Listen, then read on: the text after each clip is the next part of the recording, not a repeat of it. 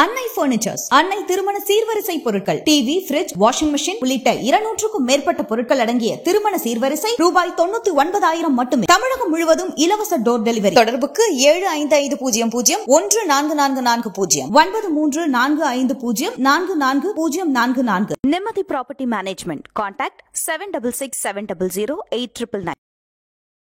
ஒரு உயர் அதிகாரி தொடர்ந்து நாம் தமிழர் கட்சியை மட்டுமே குறிவைத்து நாம் தமிழர் கட்சியுடைய நிர்வாகி அவருடைய தலைமை ஒருங்கிணைப்பாளர் சீமான் அவர்கள் மீது எப்படியாவது கலங்கம் ஏற்படுத்த வேண்டும், எப்படியாவது அவதூறு ஏற்படுத்த வேண்டும் தொடர்ந்து செயல்படுவது எவ்வளவு சட்டவிரோதமான செயல் என்பது நான் சொல்லணும். பிரதமரை பத்தி நான் பேசியிருக்கேங்க எங்க தலைவர். நீங்க என்னங்க மோடியை விட நீங்க இந்தியாவில பெரிய நபரா? அரசாங்கத்தை எதிர்த்து குரல் கொடுக்கக்கூடிய பத்திரிகையாளர்கள் மீதும் இவர் தான் முதல்ல இருந்த முதல் ஆளா இவர் தான் நிற்பார். அந்த ராஜ விசுவாசத்தினுடைய முதல் அணி தலைவர்னா இவர் தான் முதல்ல வழக்கு பதிவு பண்ணுவார், முதல்ல டீம் ஃபார்ம் பண்ணுவார், முதல்ல போய் அவங்களுக்கு அரசு பண்றது ஏற்பாடு பண்ணுவார். இப்படி ஒரு அரசு அதிகாரி சட்டமீறல்களை செய்யும் போது கை கட்டி வேடிக்கை பார்க்கும் தலைமை அரசு அதிகாரிகளும் இவர்களுக்கு இப்படி ஒரு சூழ்நிலை ஏற்படுத்திய முதலமைச்சருடைய குடும்பம் தான். இப்ப ஒரு சொல்றேங்க, திமுக நேரடியா ஒரு தலைவர் எனக்கு சொன்னது, தலைவருடைய மகன் அவரை மீறி நாங்க ஏதாவது பண்ணா அடுத்த நிமிஷம் நான் ஒழித்து கட்டப்படுவேன். உனக்கு வைகோக்கு நடந்த அதே கதிதான் உங்களுக்கு நடக்கும். ஆகவே அனைவரும் அமைதியாகிறாங்க. அவர்களுக்கு தேவை எம்எல்ஏ சீட்டு கொடுக்கணும், அவங்களுக்கு தேவை மந்திரி பதவி கொடுக்கணும், அவங்களுக்கு சுகமாக. அப்போ அந்த மலர்பாதை மிக நீண்ட மலர்பாதை அருமையா அமைச்சு தராரு. வெறும் 3 ஆண்டுகளில் இளைஞரணி தலைவராகிறார், அதன் பிறகு அவர் எம்எல்ஏ ஆகிறார், அதன் பிறகு மந்திரி ஆகிறார், இப்போது துணை முதல்வர். இதை சொல்லுங்க, இது நீண்ட பயணம். இப்ப இது எப்படி சாத்தியம்? தமிழ்நாட்டில் வாழக்கூடிய மிக மூத்த அரசியல் தலைவர் ஐயா டாக்டர் ஐயா ராமதாஸ் அவர்கள் அவரையே அவங்க இவர் இப்படிதான் கேட்கும் போது மகன் இப்படி நான் தோண்டித்தனமாக மரியாதை இல்லாம பேசுவதை நீங்க பெரிய ஆச்சரியமா பார்க்கல.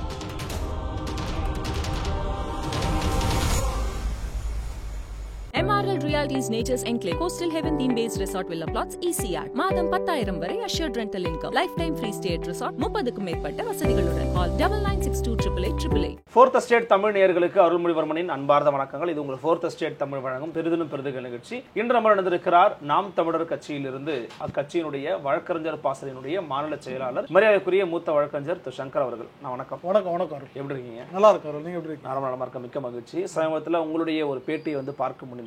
உங்கள் கட்சிக்கு எதிராக உங்கள் கட்சி ஒரு பிரிவினைவாத கட்சி, இது ஒரு பிரிவினைவாத இயக்கமா இருக்குது. உலக அளவில் பல இடங்கள்ல இவங்க வேர்களை பரப்பி வச்சிருக்கிறாங்க, பல பேர்கிட்ட நிதிகளை வாங்குறாங்க. இவங்க பாத்தீங்கன்னா என்னையும் என்னுடைய குடும்பமும் இவங்க இந்த கட்சியில அட்டாக் உள்ளாகி இருக்கிறது அப்படின்னு சொல்லி ஒரு உள்ளரங்க கூட்டத்துல யாருமே பேசி வெளிவராத சில பேச்சுகள் வருண்குமார் IPS அவர்கள் பேசி வெளியாகி இருக்கிறது. ஸோ அதை குறித்து உங்களுடைய பேட்டியும் நான் பார்க்க முடிஞ்சது. நடவடிக்கை என்ன எடுக்க முடியும் நம்புறீங்க நீங்க? முதல்ல ஏன் இது தவறுன்னு சொல்ல வரீங்க? இல்ல, மிகப்பெரிய தவறு. அதுவும் அதிகாரத்தில் இருக்கக்கூடிய IPS போன்ற மிக முக்கியமான காவல்துறை பணியில் இருக்கக்கூடிய ஒரு நபர் தன்னுடைய அதிகாரத்தை வெறும் மக்கள் சேவைக்காக மட்டும்தான் பயன்படுத்த வேண்டும். அதற்காகத்தான் மக்கள் வரி பணத்திலிருந்து அவருக்கு சம்பளம் மட்டும் இல்லை, எல்லாருக்குமே சம்பளம் மக்கள் வரி பணத்தில் தரதான் சொல்றாங்க. ஒரு IPS அதிகாரி அனுபவிக்கும் அவருக்கு அளிக்கப்படும் சலுகைகள் என்பது ஏராளம். வழக்கமான அந்த வாகன போக்குவரத்து வீட்டு வசதியை தவிர்த்து அவர்களுக்கு பல்வேறு வசதிகளை இந்த அரசாங்கம் செய்து கொடுப்பது நோக்கமே அவர்கள் தொடர்ந்து எந்த விதமான தொய்வும் இன்றி மக்கள் சேவை. ஏன்னா அவங்களது மற்ற அரசு ஊழியர்கள் மாதிரி டைமிங் கிடையாது. காலைல 9 மணிக்கு வந்தோமா 6 மணிக்கு வீட்டுக்கு போனோம், அந்த மாதிரி கிடையாது. 24 மணி நேரம் பணியில் இருக்கக்கூடிய ஒரு பதவி அது. ஆகவே அப்படி ஒரு பதவியில் இருக்கக்கூடியவர்களுக்கு அனைத்து விதமான கம்ஃபர்ட் ஜோன்லயே வைக்கணும். அவர்களுக்கு கம்ஃபர்ட் ஜோன்ல இருந்தாதான் அவருடைய முழு திறமை வெளிப்படும், அவர்கள் திறமையாக செயல்படும் என்ற ஒரே அடிப்படை காரணத்துக்காகவே அரசு பல கோடிகளை செலவு பண்ணி ஒரு IPS அதிகாரிக்கு அத்தனை வசதிகளும் ஏற்படுத்தி கொடுக்கும்.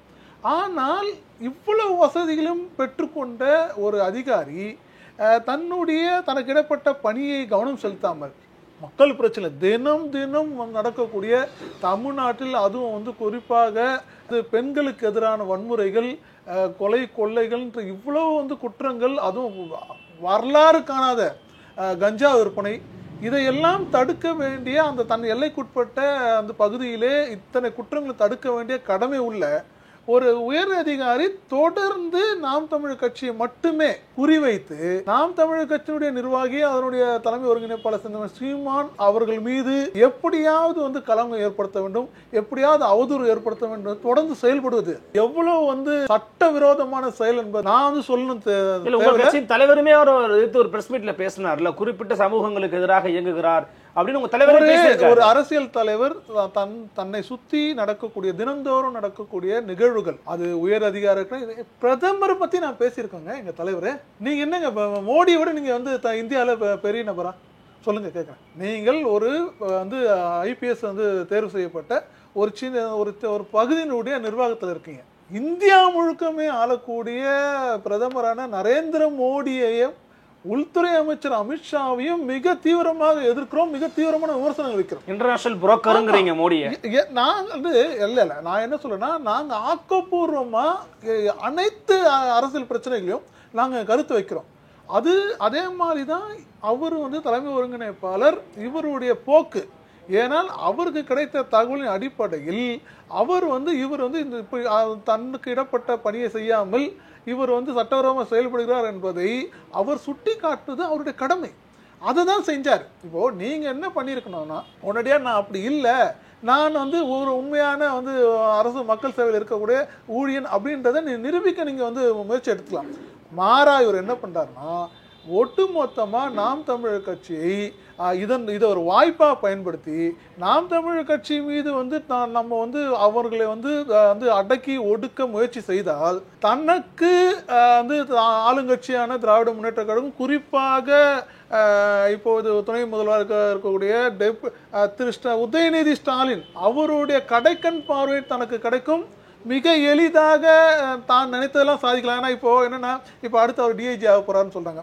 டிஐஜி ஆகிறதுக்கு இவருக்கு முன்னாடி சர்வீஸ்ல இருக்கிற அனுபவம் வாய்ந்த பல பேர் இருக்கலாம். அவரை ஓவர் கம் பண்ணி இவருக்கு பதவி கொடுக்க முடியும். இப்படியான பல்வேறு சலுகைகள் நமக்கு கிடைக்கும்.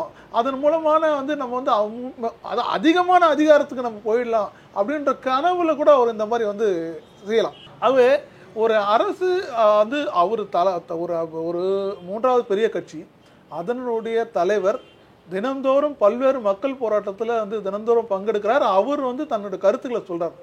ஆனால் இது இதை ஒரு காரணமாக வைத்து வருண்குமார் அவர்கள் பொய் வழக்கு கிட்டத்தட்ட நீங்க அவருடைய ஜூரிஸ்டிக்ஷன்ல, அதாவது திருச்சி புறநகர் மாவட்டம், திருச்சி நகரம் அது கமிஷனரேட்டுடைய கண்ட்ரோல் இருக்கு. அதை தவிர்த்து அந்த திருச்சி மாநகராட்சியை தவிர்த்து உள்ள வெளிப்பகுதிகள் அனைத்துமே இவருடைய கண்ட்ரோல் இருக்கு. புறநகர் மாவட்ட காவல் கண்காணிப்பாங்க. அங்க மட்டுமே இவருடைய எல்லைக்குட்பட்ட அந்த பகுதியில மட்டுமே கிட்டத்தட்ட இதுவரை 8க்கும் மேற்பட்ட பொய் வழக்குகள். அந்த பொய் வழக்குகளே அதுவும் குறிப்பா நாம் தமிழர் கட்சி நிர்வாகிகள் மட்டுமே 8க்கும் மேற்பட்ட வழக்குகள் தேடி வழக்கு போடுறாங்க. ஆமா, ஏதாவது ஒரு சின்ன ஒரு தகவல் கிடைச்சாலும் அதை அந்த தகவலை ஊதி பெரிதாக்கி பொய்யான ஆதாரங்கள் அடிப்படையில் உடனடியாக வழக்கு பதிவு செய்வது, கைது செய்வது. இது மட்டும் இல்லாமல் அரசாங்கத்தை எதிர்த்து குரல் கொடுக்கக்கூடிய பத்திரிகையாளர்கள் மீதும் இவர் தான் முதல் ஆளா இவர் தான் நிற்பார். அந்த ராஜ விசுவாசத்தினுடைய முதல் அணி தலைவர்னா இவர் தான் முதல்ல வழக்கு பதிவு பண்ணுவார், முதல்ல டீம் ஃபார்ம் பண்ணுவார், முதல்ல போய் அவங்களுக்கு அரெஸ்ட் பண்றது ஏற்பாடு பண்ணார் சவுக்கு சங்கர். அதுக்கப்புறம் ரெட்ஃபிளிக்ஸ் அதன் பிறகு இயக்குனர் ஜி மோகன். இப்படி அனைத்து இந்த அரசாங்கத்துக்கு எதிரான நபர்களுடைய அவர் வழக்கு பதிவு செய்வது, தனக்கு ஜூரிஸ்டிக்ஷன் இல்லைன்னாலும் அது இப்போ அதில் ஒரு பிரச்சனை என்ன இருக்குன்னா, இவர் போய் என்ன பண்ணுவார்னா, அந்த லோக்கல்ல எவனா ஒரு கட்சிக்காரங்கிட்ட ஒரே ஒரு எஃப்ஐ கம்ப்ளைண்ட் மட்டும் வாங்குது. நான் யூடியூப் சேனலில் பார்த்தேன், அது எனக்கு உடனே இதை இப்படி ஆபாசம் பேசிட்டாரு, என் மனசு உடனே புண்பட்டுச்சு. உடனே அந்த கம்ப்ளைண்ட்டை பேஸ் பண்ணி உடனடியாக வழக்கு பதிவு செய்து அவங்களை கைது செய்வது. இப்படி தன்னுடைய அதிகாரத்தை மிக மோசமாக, இதுக்கு முன்னாடிலாம் அதிகார துஷ்பிரயோகம் சில அதிகாரிகள் பண்ணியிருக்காங்க, தமிழ்நாடு பார்க்காதது கிடையாது. ஆனால் இப்படி ஒரு குறிப்பிட்ட கட்சியை குறிவைத்து முழு அதிகார துஷ்பிரயோகம் செய்வது என்னை பொறுத்த வரைக்கும் இவராக தான் இருக்க முடியும். சரி, நீங்க உங்க கட்சியை சொன்னது தவறு, இந்த மாதிரி பேசியிருக்க கூடாது, அதிகார ரீதியா சட்ட ரீதியா விளக்கங்களை கொடுக்குறீங்க. இதற்கு யார் பொறுப்பேற்பது? நீங்க யாரை கண்டம் பண்றீங்க? நீங்க தனிப்பட்ட வருண்குமாரை பேச எதிராக சொல்றீங்களா? இல்ல, வருண்குமாரை இந்த அளவுக்கு ஆட விட்டு வேடிக்கை பார்க்கும் அதனுடைய தலைமை காவல் இயக்குனர் அவரும் அதிகார ரீதியாக அதிகார வர்க்கத்தினுடைய சங்கர் ஜுவால் அவர்களும் உள்துறை செயலாளரும் தான் வந்து இதற்கு பொறுப்பு. அதற்கு மேல் இவர்கள் ஏன் வந்து இந்த ரெண்டு மிகப்பெரிய, அதாவது மிக மூத்த அதிகாரிகள் ரெண்டு பேருமே இவர்கள் கை கட்டி வருண்குமார் செய்வதை வேடிக்கை பார்ப்பது இல்லை அதை வந்து கண்டும் காணாமல் போவது என்பது ஒரே காரணம். வருண்குமார் வந்து மிக நெருக்கமாக முதலமைச்சருடைய குடும்ப உறுப்பினர்களுடைய நட்பு வட்டாரத்தில் இருப்பதுதான் ஒரு காரணம் என்று வந்து சொல்றாங்க. அது உண்மையாக இருக்கும் பட்சத்தில் இப்படி வந்து ஒரு அரசு அதிகாரி சட்டமீறல்களை செய்யும் போது கை கட்டி வேடிக்கை பார்க்கும் தலைமை அரசு அதிகாரிகளும் இவர்களுக்கு இப்படி ஒரு சூழ்நிலை ஏற்படுத்திய முதலமைச்சருடைய குடும்பம் தான் காரணம். ஒட்டு மொத்தமாக இப்போ நான் என்ன சொல்றேன்னா, இப்போ இவர் போயிடுவாருங்க, ஒரு 3 மாசத்துல இவர் வேற ஏதோ பிரச்சனை, உதயநிதி ஒரு ஒதுக்கி வச்சுறாரு, சரி பார்ப்போம். அடுத்து இவர் மாதிரி இன்னொரு அதிகாரி வருவார், உதயநிதி எனக்கு ரொம்ப நெருக்கம், சபரீசன் எனக்கு ரொம்ப நெருக்கலாம் அப்படின்னு சொல்லி அவர் வந்து என்ன இதே மாதிரி ஒரு வந்து சட்டமீறலாம் ஈடுபடலாம். இது ஒரு தொடர்கதியாக வந்து மாற வாய்ப்புகள் இருக்கு. அதனால தான் நாங்கள் சொல்கிறோம் இது பெரும் பேராபத்து. இது வந்து அதாவது காவல்துறை போன்ற ஒரு கண்ணியமான மக்களை தினம் தினம் சந்திக்கக்கூடிய மக்கள் சேவையில் இருக்கக்கூடிய ஒரு துறையினுடைய அதிகாரி இப்படி தன்னுடைய தனிப்பட்ட விருப்பு வெறுப்புகளுக்காக செயல்படுவது ஒட்டுமொத்த காவல்துறை ஈரக்கூலையே வந்து கடுமையாக பாதிக்கும். அது தடுத்து நிறுத்தப்பட வேண்டும் என்பதுதான் எங்களுடைய தனிப்பட்ட முறையில். நீங்க சொல்றதெல்லாம் கரெக்ட் தான். நீங்க வந்து உங்க கட்சி ரீதியாக அதுக்கான கம்ப்ளைண்ட் கொடுத்துருக்கீங்க சங்கர் ஜிவால்கிட்ட. ஆனா பொது ஜனத்துல வெகுஜன ஊடகங்கள்ல பார்க்கும்போது ஹென்றி திஃபைன் போன்ற மனித உரிமை செயல்படுறவர்கள் தான் உங்களுக்கு ஆதரவா பேசியிருக்காங்க. அதாவது காவல்துறை பேசக்கூடாதுன்னு சொல்லியிருக்கிறாங்க. மற்ற நேச சக்திகளோ ஜனநாயக இயக்கங்களோ கட்சிகளோ உங்களை ஆதரிக்க வேற யார் சொல்றீங்கப்பா? அதாவது நீங்க சொல்றது நான் எப்படி புரிஞ்சுக்கிறேன்னா, திமுக கூட்டணி கட்சிகள் வந்து கூட்டணி கட்சிகள் அல்லது கூட்டணியிலிருந்து வெளியே விடுதலை சிறுத்தைகள் கட்சியோட உங்களுக்கு ஒரு நல்ல ஒரு இது இருக்கு. அவங்க கூட சொல்லலையே. விடுதலை சிறுத்தைகளும் அவங்களுடைய கூட்டணியில தானே இருக்காங்க. அவங்க எப்படி பேசுவாங்க? அவர்கள் வந்து யாருமே தனியாக வந்து சிந்திப்பதோ இண்டிபெண்டா ஒரு முடிவு எடுப்பதோ கிடையாது. திமுக என்ன ஒரு முடிவு எடுக்கிறதோ அதை தவறோ சரியோ அதை ஒட்டுமொத்தம் ஆதரிப்பதுதான். ஏனென்றால் 25 கோடி ரூபாய் வந்து தேர்தல் நிதி வாங்கியவர்கள் எப்படி நீங்க வந்து திமுக எதிர்த்து பேசுவாங்கன்னு நீங்க எதிர்பார்க்குறீங்க? ஒரே இதே கம்யூனிஸ்டுகளும் இதே வந்து காங்கிரஸும் எல்லாமே பாஜக என்ற அந்த பூச்சாண்டியை தமிழக மக்களிடம் காட்டி காட்டி இவர்கள் என்ன பண்றாங்கன்னா திமுகவுடைய அனைத்து சட்டவிரோத செயல்களுக்கும் வந்து ஒட்டுமொத்தம் திரைப்படுறாங்க. கனிம வழக்குகள் அதாவது மொத்தமே வந்து திமுக ஒட்டுமொத்தமா தமிழ்நாடு ஒட்டுமொத்தம் சூறையாடிட்டு இருக்காங்க. இந்த தேதியில முதல் வந்து என்ன கனிம வழக்குகள், ஆத்து மணல்ல இருந்து மலையை வெட்டி எடுக்கிறதுல இருந்து தாது பொருட்கள் வந்து கடத்தி விற்கிறதுல இருந்து கன்னியாகுமரி மாவட்டத்தில் பல மலைகள் காணாம போயிட்டு இருக்கு. நாங்க தொடர்ந்து அதுக்கான போராட்டங்கள் எடுத்திருக்கோம். ரெண்டாவது வந்து என்னன்னா டாஸ்மாகில் உங்களுக்கு வந்து இதை நான் சொல்லி தெரியணும் இல்லை, ஏன்னா மக்கள் இதை நிறைய பேர் வந்து நேரடியாக பார்க்குறாங்க. அதன் மூலம் வரக்கூடிய வருமானங்கள், அதன் பிறகு வந்து கான்ட்ராக்ட் நெடுஞ்சாலைத்துறையிலோ மற்ற துறைகளிலோ வந்து நடைபெறக்கூடிய பெரும் ஊழல்கள், இந்த 3 பெரும் ஊழல்களிலே ஆளுங்கட்சி நடத்துகிறது. அனைத்து கூட்டணி கட்சிகளுக்கும் அது தெரியும். இருந்தும் ஒரு சிறு குரல் கூட சிபிஎம் போன்ற மக்களுக்காக நாங்கள் தினந்தோறும் வந்து மக்களோடு நிற்கிறோம் என்று மார்த்தட்டி கொள்ளக்கூடிய சிபிஎம் சிபிஐ போன்ற கட்சிகள் இவ்வளவு இதை நான் பார்த்தவரையே இந்த 30 ஆண்டு கால வந்து அரசியல் வரலாற்றில் இப்படி ஒரு கொள்ளை ஆட்சி நடக்கும்போது கை கட்டி வேடிக்கை பார்த்து அவர்கள் முதுவை தட்டி கொடுக்கும் இந்த கேவலமான வந்து அரசியலை நான் இதுவரைக்கும் பார்த்ததில்லை. 2 கம்யூனிஸ்ட் கட்சிகளும் தொடர்ந்து அவர்கள் என்னென்ன தவறு செய்தாலும் அதை மேம்போக்காக என்றைக்கு அதை மிக அதிகபட்சமாக என்ன பண்ணுவாங்கன்னா அந்த வட்டார அளவில் ஒரு சின்ன ஆர்ப்பாட்டம் நடத்துறது. இப்போ சைதாப்பேட்டையில் ஒரு அத்துமீறல் நடக்குதா, அங்கே மட்டும் வந்து ஒரு சின்ன கூட்டம், அதனுடைய தலைமை மாநில குழுவோ அல்லது பொலிட் பியூரோ போன்ற சக்தி வாய்ந்த அதனுடைய அமைப்பை சேர்ந்த தலைவர்களோ இதுவரை இதனுடைய அந்த ஊழலை பற்றி எடுத்து கூறவே கிடையாது, பேசவும் இல்லை. ஏனென்றால் ஒரே விஷயம் அவங்க வந்து அதாவது ஃபேக்கேடாக அது யூஸ் பண்ணுறது என்னன்னா, பாஜக எதிர்ப்பு, பாஜக நான் வந்து எதிர்க்கணும், திமுக கூட்டணியிலிருந்து வெளியே வந்துட்டா பாஜக வந்து வளர்ந்து விடும், இப்படி சொல்லியே பாஜக என்ற பூச்சாண்டியை காட்டியே மிக மிக லாபகமாக திமுக தன்னுடைய அரசியல் நடத்துவதற்கும் தன்னுடைய அனைத்து வந்து மக்கள் விரோத வந்து திட்டங்களை செயல்படுத்துவதற்கும் இவர்கள் துணை போவது. அதான் முதலே சொன்னேன், திமுக தான் முதன்மையான தமிழக மக்களின் எதிரி என்றாலும் கூட அதை கண்டிக்காமல் முட்டு கொடுத்து தட்டி கொடுக்கும் இந்த கம்யூனிஸ்டுகளும் காங்கிரசும் தான் என்னை பொறுத்துக்கு மிக முதன்மையான எதிரிகளாக தமிழக மக்கள் எதிரிகளாக நான் பார்க்கிறேன். மிக குறிப்பாக தமிழகத்தில் சமீபத்தில் நடந்த ஒரு நிகழ்வு, விகடன் குழுமம் நடத்திய அந்த நிகழ்வை நீங்கள் பார்த்துருப்பீங்க. அதில் நடிகர் விஜய் தமிழக வெற்றி கழகத்தின் தலைவராக இன்னைக்கு மாறி இருக்கிறார். அவருடைய பேச்சு ப்ளஸ் ஆதவர்ஜுனா விசிகா அவருடைய பேச்சு, அதில் வந்து உங்களுடைய கட்சியின் தலைவர் திரு சீமான் அவர்கள் சொன்ன கருத்தை ஒன்று வந்து அங்கே வழிமொழிஞ்சு பேசியிருந்தாங்க. அது என்ன அப்படின்னா, மன்னர் ஆட்சி நடக்குதுங்க, அதை ஒழிச்சு கட்டணும்னு சொல்றாரு ஆதவர்ஜுனா. அதாவது கிட்டத்தட்ட அவர் யாரை குறிப்பிடுறாருன்னா உதயநிதி அவர்களை தான் வந்து குறிப்பிடுறாரு. அது ஏற்கனவே நீங்களே சொல்லியிருக்கிறீங்க, உங்கள் கட்சியின் தலைவரும் சொல்றாரு இதுதான் சனாதனம், பிறப்பால தான் நீங்கள் முதலமைச்சர் ஆகிறீங்கன்னு சொல்லி பேசியிருந்தாரு. அந்த கருத்தை நீங்கள் எப்படி பார்க்குறீங்க? முதல் கேள்வி. கூடுதலாக உதயநிதி ஸ்டாலின் அவர்கள்ட்ட நீங்கள் அதை குறித்து பேசும்போது, அந்த ஆளுக்கு அறிவில்லையா, மக்களால் தேர்வு செய்யப்பட்டு தான் முதலமைச்சர் ஆகிறாங்க, அந்த ஆளுக்கு அறிவில்லையா அப்படின்னு கேட்குறாரு. எப்படி பார்க்குறீங்க ஒரு வழக்கறிஞராக, ஒரு நாம் தமிழர் கட்சியினுடைய ஒரு முக்கியமான செயல்பாட்டாளராக? இல்லை, வந்து விசிகாவினுடைய துணை பொதுச் செயலாளர் ஆதவ் அர்ஜுனா சொன்ன கருத்து மிக நிதர்சனமான உண்மையான கருத்து.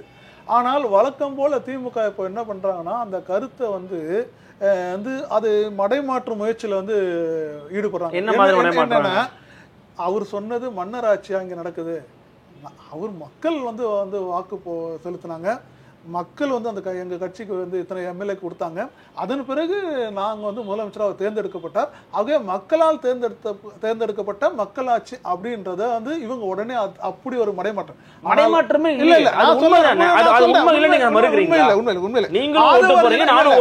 ஒரு நிமிஷம் எனக்கு வாய்ப்பு கொடுங்க. ஆதவ் அர்ஜுனா சொன்னதனுடைய மிக தெளிவான விளக்கத்தை நான் வந்து உங்களுக்கு கொடுக்கணும்னு ஆசைப்படுறேன்.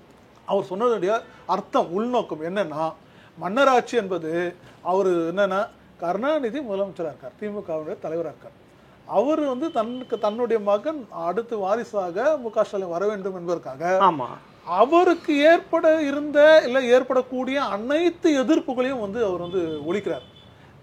தன் மகன் மட்டுமே வந்து அவர் மட்டுமே வந்து அடுத்த தலைமை ஏற்கனன்றதுக்காக அவருக்கு ஒரு நீண்ட மலர்பாதையை போட்டு தரார். ஸ்டாலினுக்கு மலர்பாதை, கண்டிப்பாக மலர்பாதை.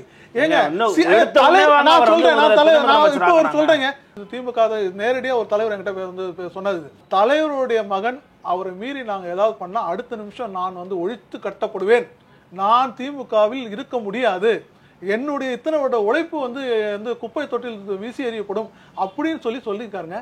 அதே அந்த பயம்தான் மற்ற எல்லா தலைவர்களும் அமைதியாக தலைவர் பையனுக்கு நம்ம வழிவிடுவோம், தலைவர் பையனை எதிர்த்து வந்து பண்ண முடியாது, தலைவர்கிட்ட நம்ம வந்து வேற எதுவும் வந்து எதிர்ப்பு தெரிவிக்க முடியாது சொல்லி நீங்கள் வைகோ வெளியேற்றப்பட்டதனுடைய காரணம் என்ன நினைக்கிறீங்க? 94 காலகட்டத்திலே, ஏன்னா அப்போலாம் வந்து மிக எழுச்சியாக திமுகவுடைய ஒட்டுமொத்த இளைஞர் படையும் வைகோ பின்னாடியா இருந்தது.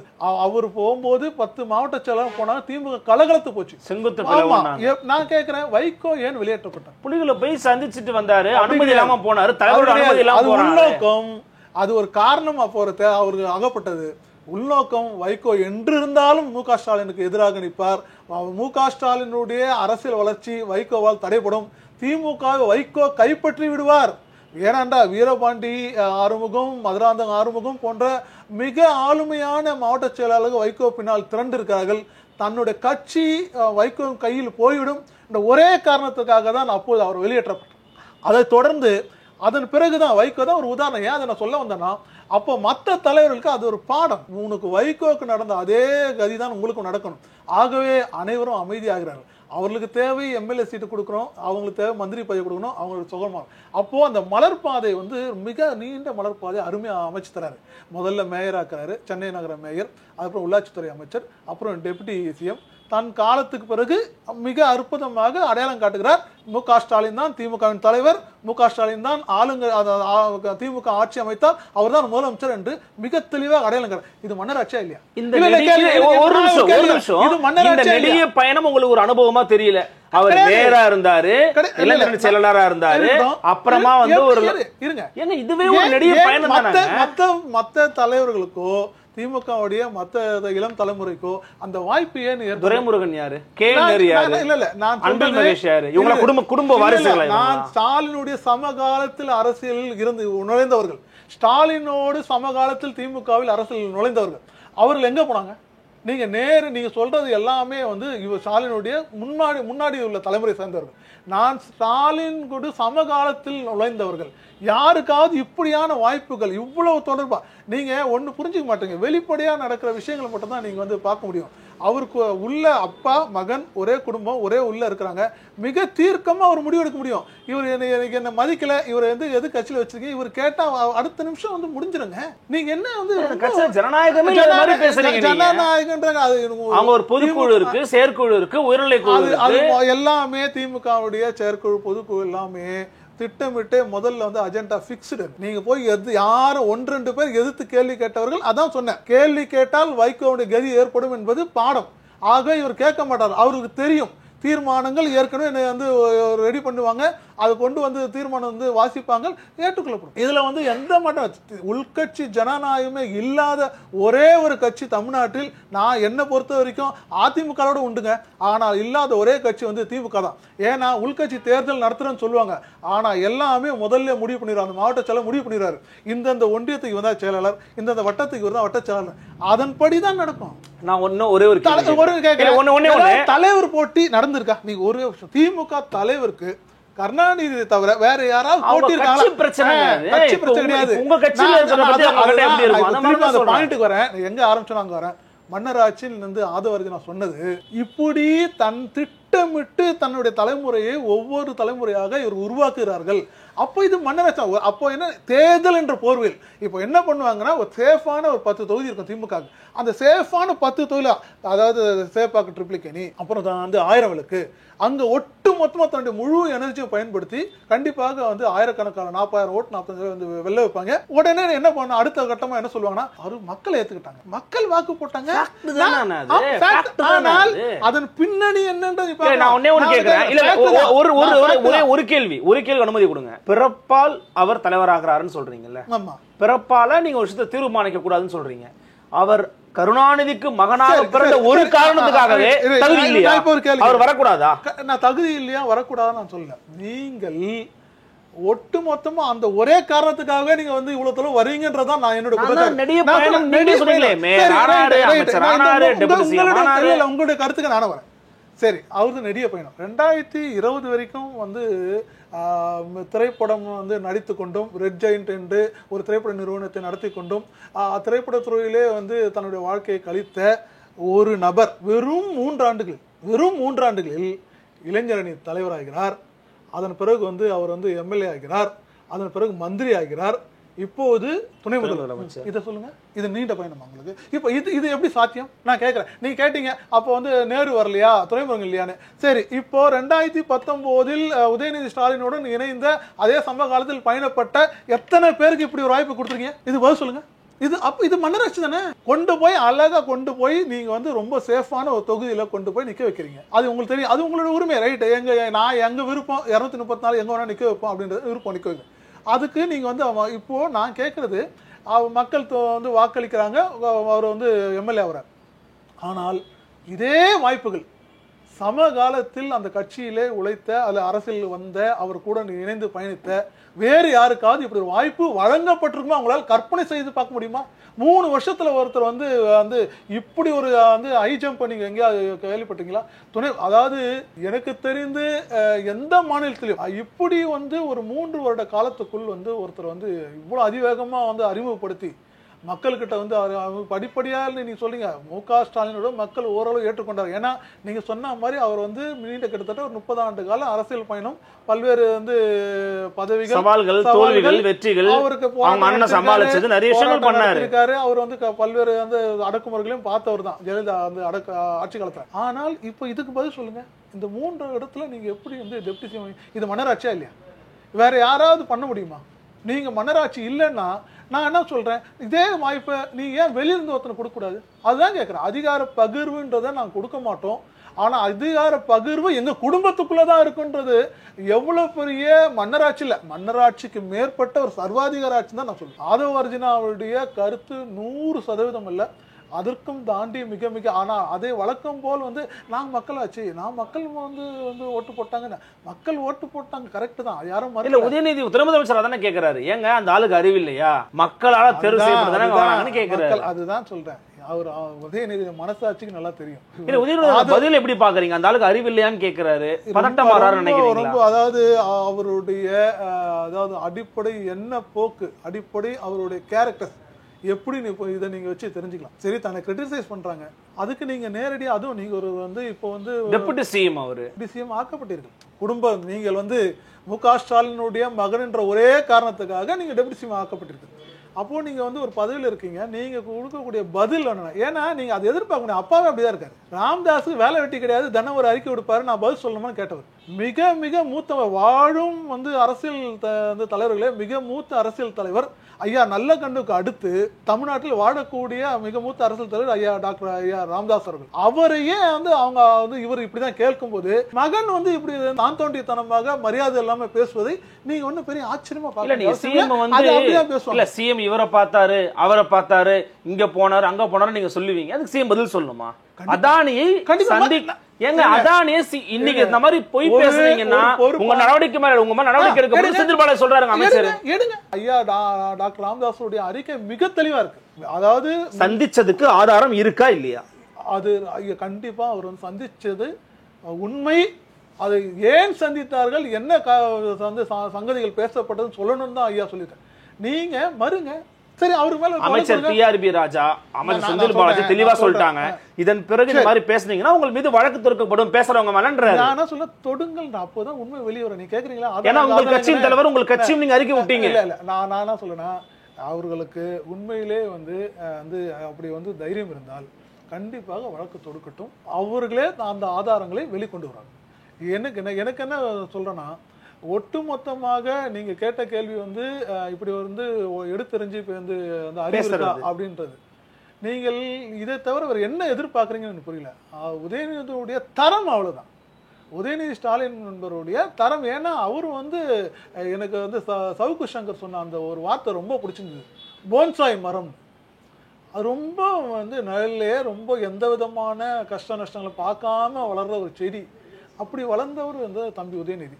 அவர்கிட்ட நீங்க அதிகமா எதிர்பார்க்கறது வந்து உங்களுடைய வந்து தவறுன்னு தான் நான் எதிர்பார்க்கிறேன். அவர் இதுக்கு மேலேயும் பேசுவார், வருங்காலில் பேசக்கூடிய வாய்ப்புகளும் நிறைய உண்டுன்றதான் என்னுடைய கணிப்பு. இல்ல அந்த பேச்சுக்கு காரணம் வந்து ஆதவ அர்ஜுனாவா அல்லது விகடன் அமைத்து கொடுத்த மேடையா அல்லது விஜயனுடைய வருகையா? நீங்க இப்ப சொன்னீங்களா வந்து யார் ஒன்னாலும் வந்து அரசியல் வரலாம், மக்கள் ஆதரிச்சா வந்து அது வந்து மக்கள் ஆச்சுன்னா விஜய் வரட்டும்.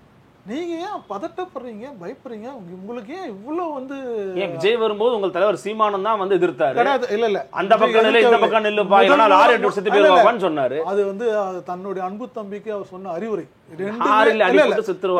அது அவர் சொன்ன அர்த்தம் நீங்க புரியுங்க. நீங்களும் நேரடியா இப்படி ஒரு அர்த்தத்துக்கு வரக்கூடாது. ஏனென்றால் கொள்கை ரீதியா நீ வந்து ஒரு பக்கம் நின்னாதான் அரசியல நிக்க முடியும், இல்லைன்னா அல்லது அரசியல் நீ காணாம போயிடுவா. நீ என்ன நோக்கத்துக்காக உன்னுடைய மிகப்பெரிய வருமானம், மிகப்பெரிய வந்து உன்னுடைய தொழிலை விட்டுட்டு நீங்க இங்க வரும்போது நீங்க வந்து சரியான பாதையை தேர்ந்தெடுக்கலன்னா நீ அரசியல் இருந்து காணாம போவாய் அப்படின்றதனுடைய நோக்கத்தை தான் அவர் வந்து எளிமையா சொன்னார். அவர் என்னைக்குமே வந்து பாத்தீங்கன்னா அண்ணன் சீமான் வந்து அவர் சொல்றது வந்து மக்கள் கிட்ட ரொம்ப எளிமையா அவர் ஏன் ரீச் ஆனான்ற ஒரு மிகப்பெரிய அந்த பலமே என்னன்னா அவருடைய பலமே வந்து மக்கள் மொழியில சொல்றதுதான். இது இது இது இது இது இதன் அர்த்தம் அதான் திருச்சி பரப்புறாங்கன்றீங்க. கண்டிப்பா அவர் என்ன பேசினாலும் அதுக்கு தானே தனியா கோடி கணக்கில் செலவு பண்ணி ஐடி நடத்துறாங்க. எதை பேசினாலும் அது திருச்சி அதுக்கு இல்லாம வந்து அவங்களோட சொந்த ஐடிவிங் இல்லாம, அதாவது ஏஜென்ட்ஸ் வேற நிறைய ஏஜென்ட் இருக்காங்க. உங்களுக்கு தெரியும், பத்திரிகையில் இருக்கீங்க, நான் சொல்லணும்னு அவசியம் இல்லை, தினம் பார்க்குறீங்க எக்ஸ் தளத்துலையும் யூடியூப்லையும் அந்த ஏஜென்ட்டுங்க எப்படி அவமானமாகவும் அவதூறாகவும் பேசுகிறாங்க அப்படின்ற. ஆனால் இவங்க வந்து கண்ணியத்தை பற்றி பேசுவாங்கன்னு நீங்கள் எதிர்பார்க்கலாமா? இல்லை, இடையில கூட திரு சீமான் அவர்கள் இடத்துல பேசும்போது எச் ராஜாவோட அதுதான் அவரோட கருத்துங்க, அதுக்காக கைது பண்றதா அப்படின்னு கேட்கிறாரு. எச் ராஜா பெரியார் சிலையை உடைப்பான்னாரு. அப்ப நீங்க என்ன சொன்னீங்க? கை வச்சு பாரு பாப்போம் அப்படிதான் சொன்னீங்க. ஆனா அவர் கைது பண்ணணும் இது பண்ணா அந்த ஒரு அதாவது எச் ராஜாவுடைய அனைத்து பேச்சுக்களும் யாரும் அந்த ஆதரிச்சது கிடையாது. ஆனால் ஒரு கருத்து ஆளுங்கட்சியை பற்றி எதிர்ப்பா மாரிதாஸ் ஏன் கைது செய்யப்பட்டார்? எது கைது பண்ணார்? உங்களுக்கு எதிராக அவர் சில ஊழல் விஷயங்களை பேசினா கைது பண்ணீங்க. அப்போ அந்த மாதிரி சந்தர்ப்பங்களில் தான் கண்டிப்பாக இப்போ கஸ்தூரி கைதையும் வந்து நம்ம கண்டிச்சு. ஏன்னா அவங்க வந்து மன்னிப்பு கேட்டுட்டாங்க, நான் தெரியாம சொல்லிட்டேன். அதன் பிறகு எதுக்கு தனிப்படை போயிட்டு ஹைதராபாத்ல இருந்து வந்து ஒரு பெண்ணை வந்து இப்படி கூப்பிட்டு வந்து கைது பண்றீங்கன்னு எதிர்த்து தெரிவிச்சாங்க. இஷ்யூ பேசிஸ் வந்து சப்போர்ட் தான், கண்மூடித்தனமா யாரும் ஆதரிக்க கிடையாது. அந்த சம்பவங்கள் அதன் அடிப்படையில் அதில் உள்ள நியாயங்கள் அடிப்படையில் தான் வந்து அண்ணன் வந்து அவர் எதிர்ப்பதும் ஆதரிப்பதும். ஆகவே இவர்கள் வந்து தொடர்ந்து வந்து தேர்தல் நெருங்க இன்னும் ஓராண்டு காலம் இருக்கிறது. நாங்களும் இதை எதிர்பார்க்குறோம். திராவிட முன்னேற்ற கழகம் இப்போ தான் கொஞ்சம் வந்து ஆட்டம் கண்டிருக்காங்க.